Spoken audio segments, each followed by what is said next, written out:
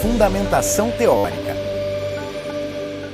Olá, seja bem-vindo ao módulo de Fundamentação teórica. Aqui apresentaremos alguns conceitos importantes que você deve conhecer, tais como conceitos básicos sobre o calor, pressão, refrigerante, como funciona um sistema de refrigeração, o que é carga térmica e conceitos básicos de eletricidade. Mesmo que você já conheça estes conceitos, é importante que você os assista, pois eles são fundamentais para a compreensão e execução das atividades de um instalador de ar-condicionado.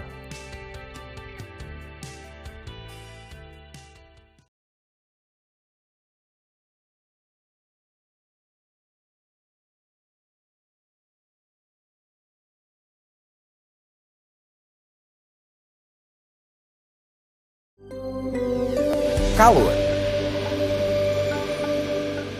Na física, o frio simplesmente não existe. O que existe é o calor. Portanto, tecnicamente falando, a função de um condicionador de ar é a de retirar o calor de um local onde ele não é desejado e movê-lo para outro local, onde sua presença é indiferente. O calor pode ser descrito como energia em movimento. Ele circula quando há diferença de temperatura, se movendo sempre do nível mais alto para o menor. Por exemplo, a temperatura do corpo humano é de 36 graus Celsius. Se a temperatura do ambiente for de 40 graus Celsius, ou seja, maior, o calor será transmitido do ambiente para o nosso corpo, nos aquecendo. Mas se a temperatura do ambiente for menor, como 5 graus Celsius, por exemplo, o calor sairá do nosso corpo para o ambiente. Estaremos perdendo calor, nos dando a sensação de frio. O frio, portanto, é a ausência ou perda de calor. Como medimos a taxa de calor? O calor, como sendo uma forma de energia, pode ser expressado em BTU, joule ou quilocaloria. A taxa de calor é a quantidade de calor que é transmitida por unidade de tempo e pode ser expressada em BTU por hora, watt ou quilocaloria por hora. Um BTU é a quantidade de calor necessária para elevar uma libra de água de 59,5 para 60,5 graus Fahrenheit ao nível do mar. Exemplo: quantos BTUs são necessários para elevar a temperatura de 2 libras de água de 80 para 85 graus Fahrenheit em 1 hora?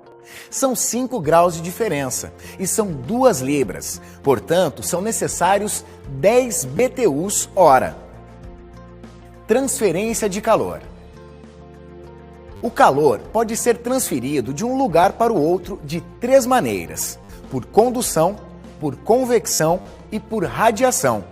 A condução ocorre através de algum material condutor, como quando aquecemos uma extremidade de um tubo de cobre. A outra extremidade também se aquece devido à condução do calor por contato, molécula por molécula, de um lado ao outro do tubo. A convecção é a transferência de calor através do deslocamento de matéria, mais comum para gases e líquidos, como quando aquecemos água em uma panela. A parte inferior se aquece mais rapidamente, fica menos densa e desloca-se para cima, enquanto a parte mais densa move-se para baixo. O ciclo se repete e forma uma corrente de convecção.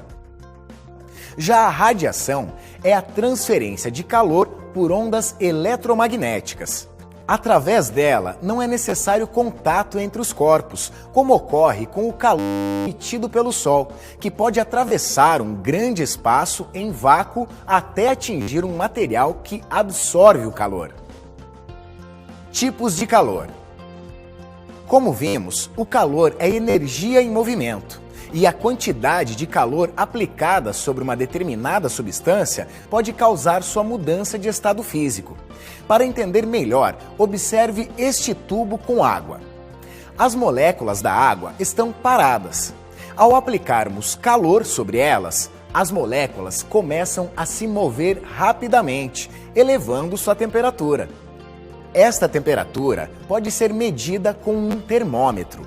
Enquanto há alteração na temperatura, mas sem a mudança de estado físico, chamamos isto de calor sensível. Quando a água atinge a sua temperatura de ebulição, as moléculas se separam e se rearranjam e a água começa a evaporar.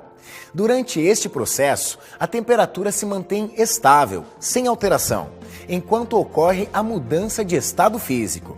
Chamamos isto de calor latente. Portanto, calor sensível é a energia da movimentação das moléculas gerando aumento de temperatura sem mudança de estado físico. E calor latente é a separação e arranjo das moléculas gerando mudança de estado físico sem aumento de temperatura. Temperatura e calor. A temperatura na qual uma substância troca de estado, tanto de líquido para gasoso quanto de gasoso para líquido, é chamada temperatura saturada. Nesta temperatura, a substância se encontra líquida e gasosa ao mesmo tempo. Chamamos esta condição de mistura saturada. Em qualquer temperatura que esteja abaixo do seu ponto de ebulição, a substância se encontra 100% líquida e nela não está presente nenhum vapor. Nesta condição, chamamos a substância de líquido subresfriado. Mas quando ela se encontra em uma temperatura acima do seu ponto de ebulição, estando 100% gasosa, a chamamos de vapor superaquecido.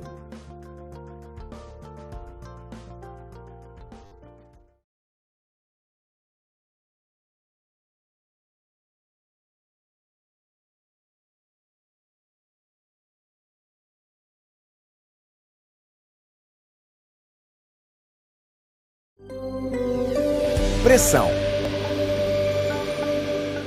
A pressão é definida como força por unidade de área. É importante entender o conceito de pressão, pois ela exerce influência direta nos processos de transformação de estados de qualquer substância. Como medimos a pressão? A pressão pode ser medida através de diversas unidades. Libras por polegada quadrada, conhecida por PSI, o bar, quilograma-força por centímetro quadrado e o PA, Pascal, que é a unidade do Sistema Internacional. Pressão atmosférica. A pressão atmosférica é a pressão do ar exercida naturalmente sobre o nosso corpo. Ao nível do mar, a pressão atmosférica é de 14,7 psi. Conforme a altitude aumenta, a pressão diminui. Por exemplo, se formos ao lugar mais alto do planeta, o Monte Everest, lá a pressão atmosférica é de aproximadamente 4,6 psi. Relação entre pressão e temperatura de saturação. Existe uma relação direta entre a pressão e a temperatura de saturação de uma substância. Ou seja, quanto maior a pressão, maior a temperatura de saturação. Para uma determinada pressão, cada substância apresenta uma temperatura saturada. A água, por exemplo, ao nível do mar, tem seu ponto de ebulição aos 100 graus Celsius ou 212 graus Fahrenheit, enquanto no topo do Everest, a água, que está sob uma pressão menor, tem a temperatura saturada reduzida. Para fervê-la nesta altitude, seria necessário 71 graus Celsius, ou 160 graus Fahrenheit, aproximadamente. Movimento da pressão. Assim como o calor, a pressão também se move de um lugar para outro. Existe uma tendência natural da pressão de buscar sempre um equilíbrio. Uma substância qualquer, comprimida sob alta pressão em um cilindro, estará sempre buscando voltar para a sua pressão natural.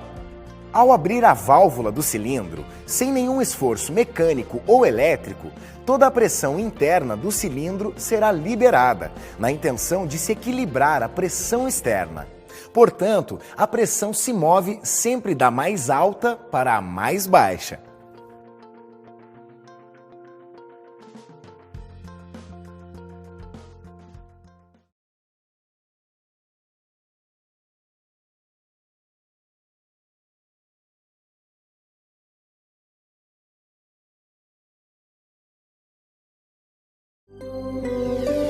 Sistema de refrigeração.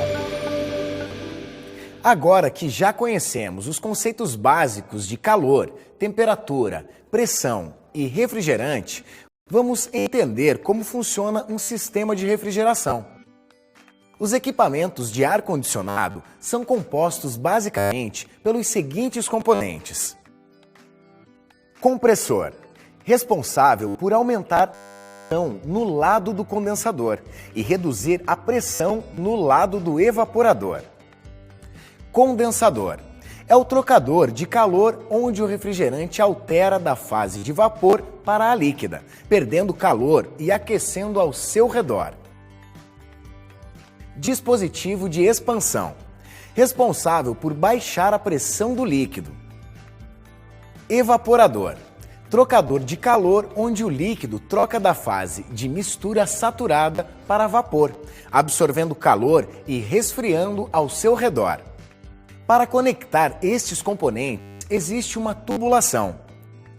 O fluido refrigerante no estado líquido, em alta pressão, passa pelo dispositivo de expansão, baixando sua pressão de forma abrupta, o que faz com que sua temperatura também seja reduzida.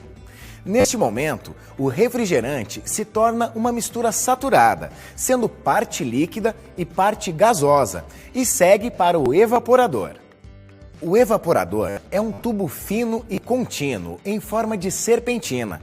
Ele fica na parte interna, ou seja, no ambiente que se deseja resfriar. Ao passar por ele, o fluido troca da fase líquida para a gasosa, absorvendo calor e resfriando o ambiente ao redor. Este processo é potencializado com a ajuda de um ventilador, que puxa o ar aquecido, absorve seu calor e o ventila resfriado. Ao sair do evaporador, no estado gasoso, o refrigerante já absorveu grande quantidade de calor do ambiente e está com baixa pressão. Este gás é direcionado para o compressor, onde é comprimido, aumentando novamente sua pressão e, por consequência, sua temperatura. O compressor fica na parte externa, dentro da unidade condensadora. Ao sair do compressor, o gás desloca-se para o condensador, que também possui formato de serpentina. Ao passar pelo condensador, o refrigerante condensa, trocando da fase gasosa para a líquida, liberando calor, o que acaba aquecendo o ambiente ao redor. Este processo também é potencializado com o auxílio de um ventilador, que circula o ar entre a serpentina, ajudando na troca de calor.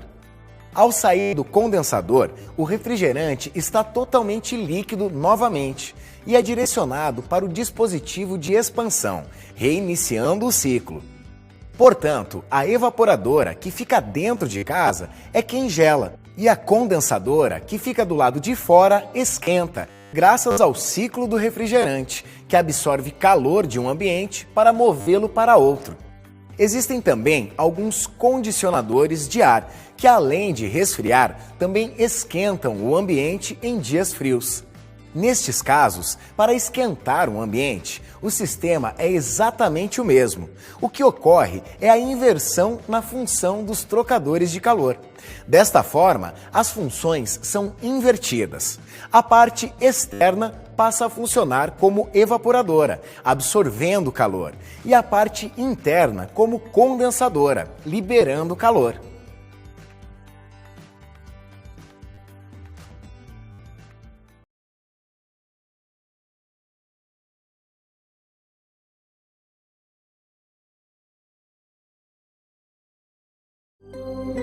Conceitos básicos de eletricidade. Eletricidade é certamente um termo muito conhecido e utilizado hoje em dia. Ela representa uma série de fenômenos resultantes do movimento de cargas elétricas. Mas para entender a eletricidade, primeiro precisamos saber o que são as cargas elétricas e como podemos utilizá-las a nosso favor. Tudo que existe é formado por átomos.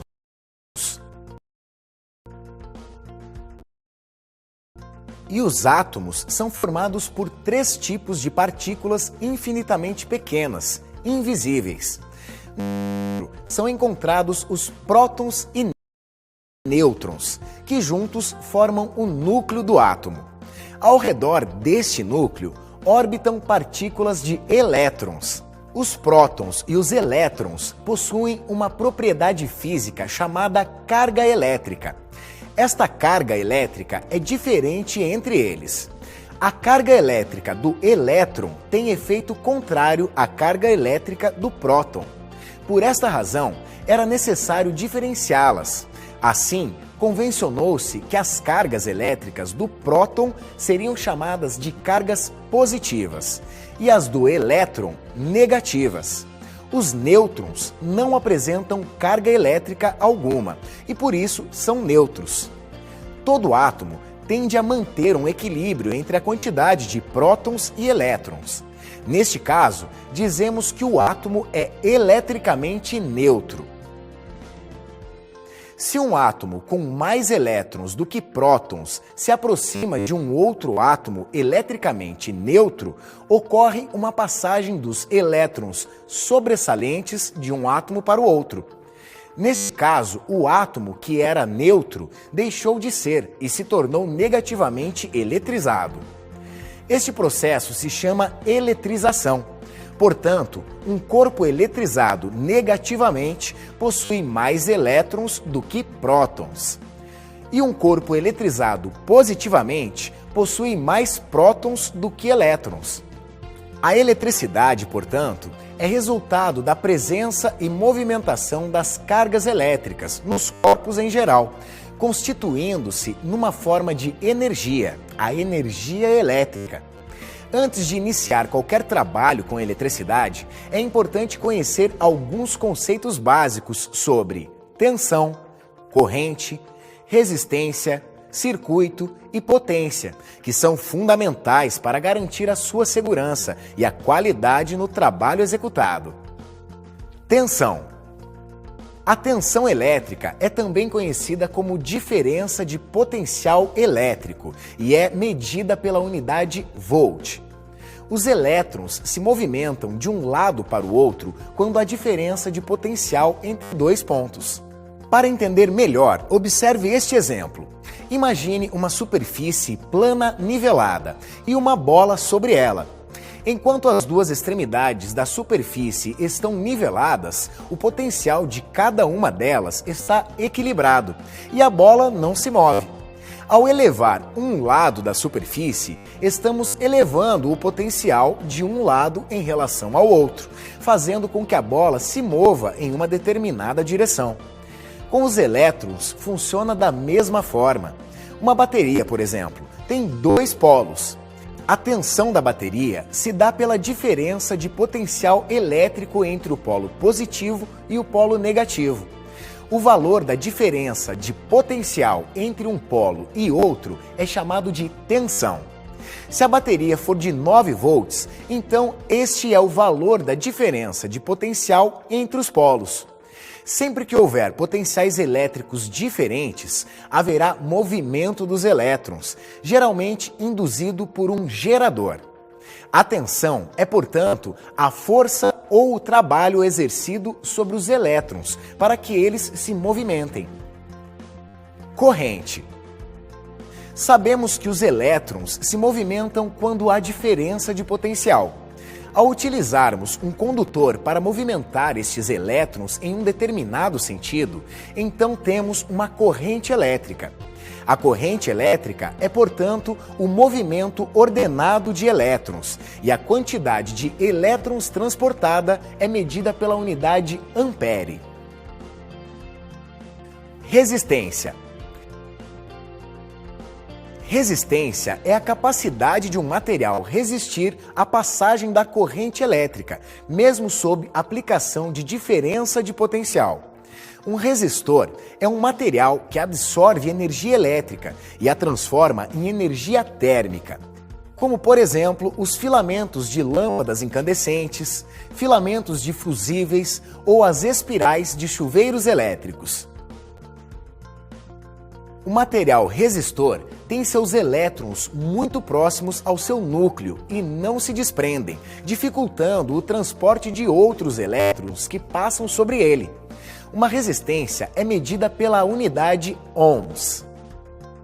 Circuito. Um circuito elétrico nada mais é do que um conjunto formado por um gerador elétrico, um condutor e um dispositivo capaz de utilizar a energia, todos em um circuito fechado. O gerador fornece a energia a uma certa tensão. O condutor movimenta a corrente elétrica e o dispositivo utiliza parte daquela energia para funcionar. Potência. A potência elétrica pode ser definida como a quantidade de trabalho desenvolvido por um aparelho para gerar ou consumir energia em um certo tempo. Um gerador de energia elétrica precisa gerar uma certa quantidade de energia em um certo tempo. Esta quantidade de energia gerada é o que chamamos de potência. A potência é medida pela unidade watts.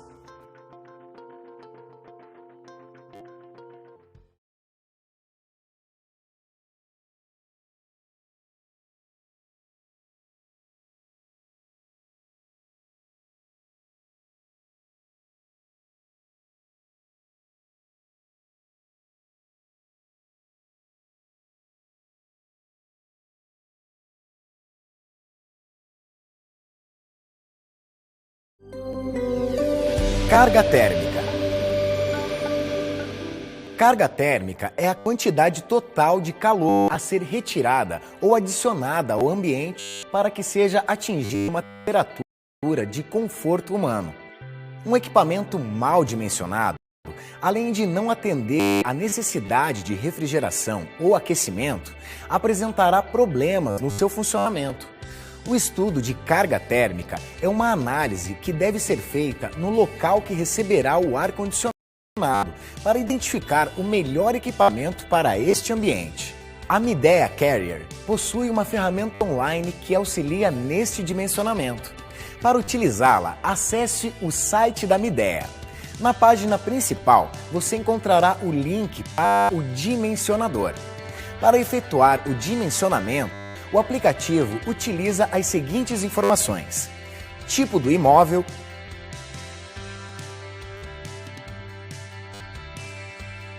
tipo de ambiente, altura, largura, comprimento, número de janelas e cortinas, período no qual o ambiente fica exposto ao sol, número de lâmpadas no ambiente,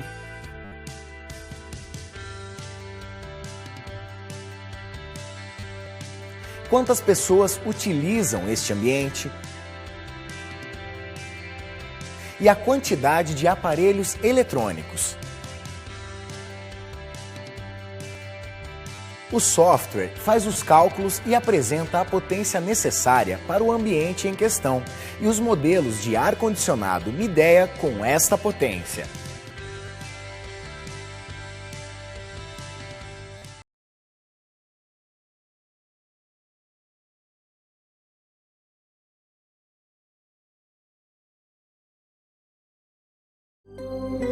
Tipos de tecnologia de ar-condicionado. Atualmente, existem dois tipos de tecnologia utilizada em condicionadores de ar residenciais. O equipamento convencional, também conhecido como máquina fixa, e o equipamento inverter. No modelo convencional, o compressor funciona com rotação fixa enquanto ligado. Ao atingir a temperatura desejada, o compressor se desliga. Quando a temperatura se eleva, o compressor liga novamente, mantendo-se ligado até atingir a temperatura desejada. Já no modelo inverter, o compressor funciona com rotação variável, de acordo com a necessidade de refrigeração ou aquecimento. O compressor, ao atingir a temperatura desejada, ajusta a rotação para acompanhar as alterações, aumentando ou diminuindo a capacidade frigorífica conforme necessário. Em certo momento, o funcionamento do compressor pode ficar muito baixo, podendo até parar totalmente. mantendo a temperatura estável, o que possibilita uma economia de energia. Com a utilização da tecnologia inverter, além da redução no consumo de energia, se obtém uma temperatura estável e um menor ruído.